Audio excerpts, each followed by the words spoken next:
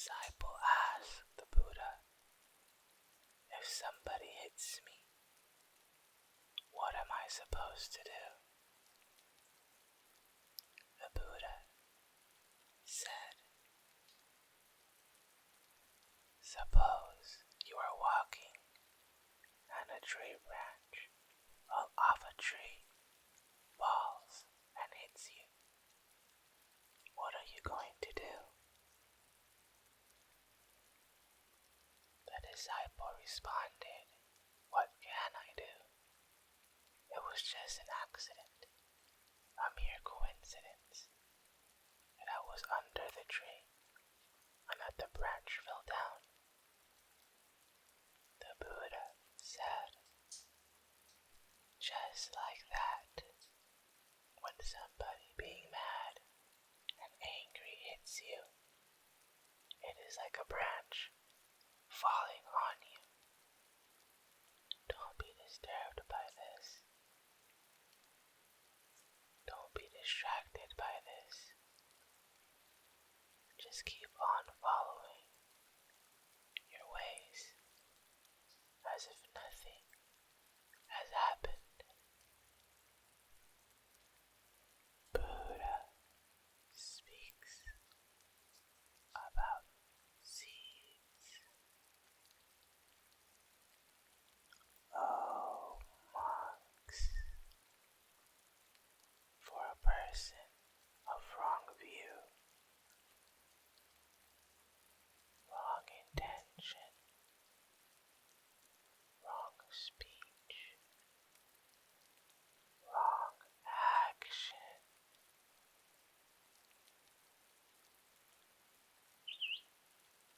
wrong livelihood, wrong effort, wrong mindfulness, wrong concentration, wrong knowledge, and wrong liberation. Whatever bodily karma, verbal karma, and mental karma he instigates and undertakes in accordance with that view, and whatever his volition, yearning, inclination, they all lead to what is unwished for, undesired, and disagreeable to harm and suffering. For what reason? Because the view is bad. Suppose a seed of neem or bitter gourd were planted in a moist soil. Whatever nutrients it would take up from the soil and from the water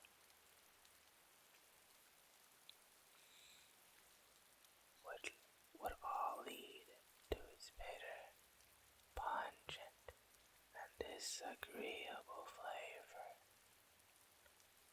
For what reason? Because the seed is bad. So too, for a person of wrong view, whatever his volition, yearning, inclination, they all lead to what is unwished for,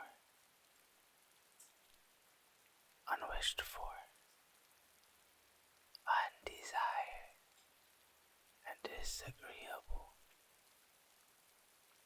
to harm and suffering. For what reason?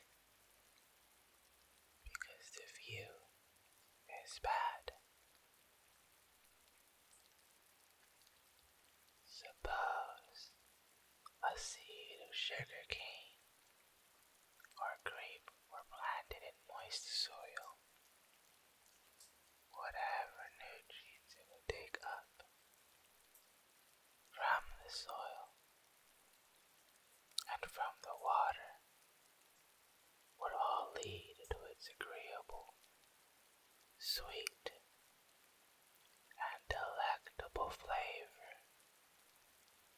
For what reason? Because the seed is good. So too, for a person of right view, whatever his volition, yearning, inclination, they all lead to what is wished for, desired, and agreeable to well-being and happiness. Because the view is good. This one is called the Father. A young, single father had a son that he loved more than anything in this world. One day, while the father was away, some plunderers burned down most of his village and kidnapped the little boy. When the father came back, he mistook one of the burnt corpses as his son. Completely devastated, he had the body cremated and put the ashes in a bag that he always carried around. Days later, his son escaped from the plunderers, ran back home, and knocked on the door of the house that his father had rebuilt. His father asked who it was. When the boy answered, "It is me, your son. Please let me in." The father, who was still holding the bag of ashes, assumed it was some other boy playing a cruel joke. "Go away," he shouted back. The boy continued to knock and plead to the father, but the father continued to tell him to leave.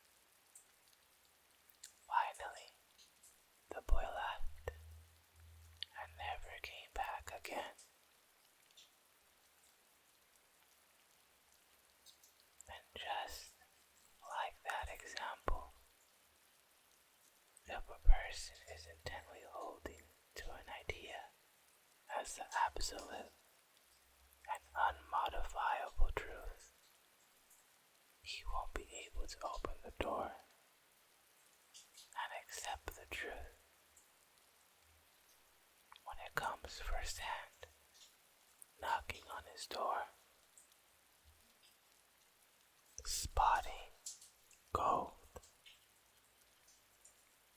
A man mistakenly thought he spotted gold in a pond and dove in to retrieve it.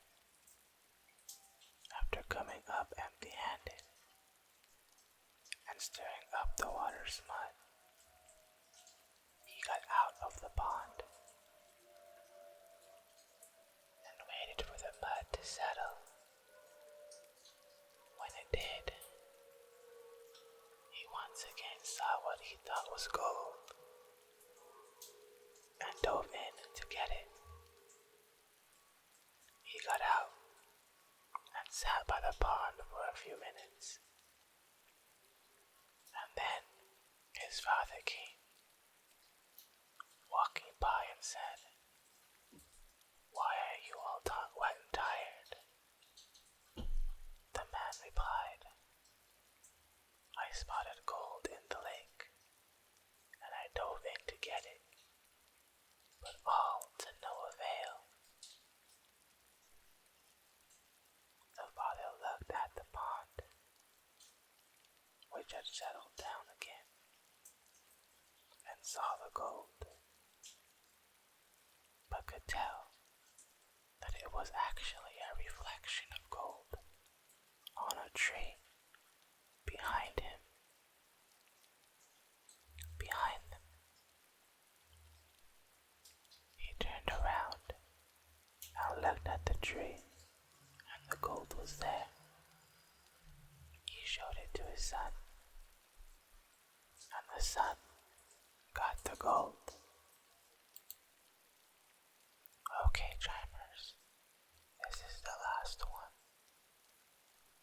The farmer's fortune. Once upon a time, there was an old farmer who had worked his crops for many years. One day, his horse ran away. Upon hearing the news, his neighbors came to visit. "Such bad luck," they said sympathetically. "Perhaps," the farmers replied. The next morning, the horse returned, bringing with it 3 other wild horses. "What great luck!" the neighbors exclaimed. "Perhaps," replied the old man. The following day, his son tried to ride one of the untamed horses. The neighbors again came to offer their sympathy on his misfortune. "Perhaps," answered the farmer. The day after, military officials came to the village to draft young men into the army. Seeing that the son's leg was broken, they passed him by. The neighbors congratulated the farmer on how well things had turned out. "Perhaps," said the farmer. Thank you for tuning in. Like, comment, and subscribe.